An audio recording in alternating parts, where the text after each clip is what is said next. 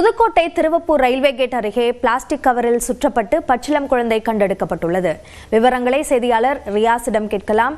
ரியாஸ், இந்த சம்பவம் தொடர்பாக இதுவரை என்னென்ன விவரங்கள் தெரிய வந்துள்ளன? புதுக்கோட்டை மாநகராட்சிக்கு உட்பட்டது திருவப்பூர். இந்த திருவப்பூர் அருகே தான் சின்ன ரயில்வே கேட் என்ற பகுதியில மாயாண்டி சாமி தெரு வசிக்க இருக்கு. அந்த பகுதியில பொதுமக்கள் வசிக்கக்கூடிய பகுதியில குப்பை கொட்டும் பகுதியில ஒரு நெகிழி பையை ஒரு நாய் ஒன்று இழுத்து சென்றது. அப்போது அந்த பகுதியை சேர்ந்த மாணவி ஒருவர் நாய் இழுத்து சென்று வீட்டில் வாசலில் போடப்பட்டது. அது என்னன்னு பார்க்கும்போது அது அறிஞ்சு பார்த்திருக்கு. அதுல ஒரு குழந்தை ஒன்று தலை மட்டும் ஒட்டியபடி இருந்ததை பார்த்து அதிர்ச்சி அடைந்த அந்த நாயை உடனடியாக விரட்டி விட்டு அந்த குழந்தைய மீட்டு வீட்டுக்கு கொண்டு வந்திருக்காங்க. அதுக்கப்புறமே அந்த குழந்தைய பிறந்த சில மணி நேரமே ஆனா அந்த குழந்தைய தொப்புள் கொடி கூட நீக்கப்படாத பெண் குழந்தையா என்பது தெரிய வந்தது.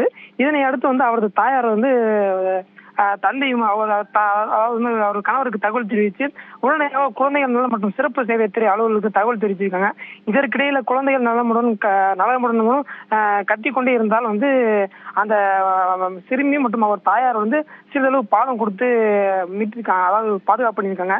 மேலும் குழந்தையிடம் அதாவது 108 ஆம்புலன்ஸ் மூலமா அந்த குழந்தை சேவைத்துறை சிறப்பு சேவைத்துறை அலுவலக நடத்த விசாரணைக்கு ஆம்புலன்ஸ் ராணியார் அரசு மகப்பேறு மருத்துவமனைக்கு அனுப்பிச்சிருக்காங்க. தற்போது இந்த பச்சிளம் பெண் குழந்தை புதர் மண்டிய குப்பை பகுதியில் மீட்கப்பட்டது. தற்போது இந்த சம்பவத்தில் பரபரப்பு ஏற்பட்டிருக்கு. விரிவான விவரங்களுக்கு நன்றி ரியாஸ்.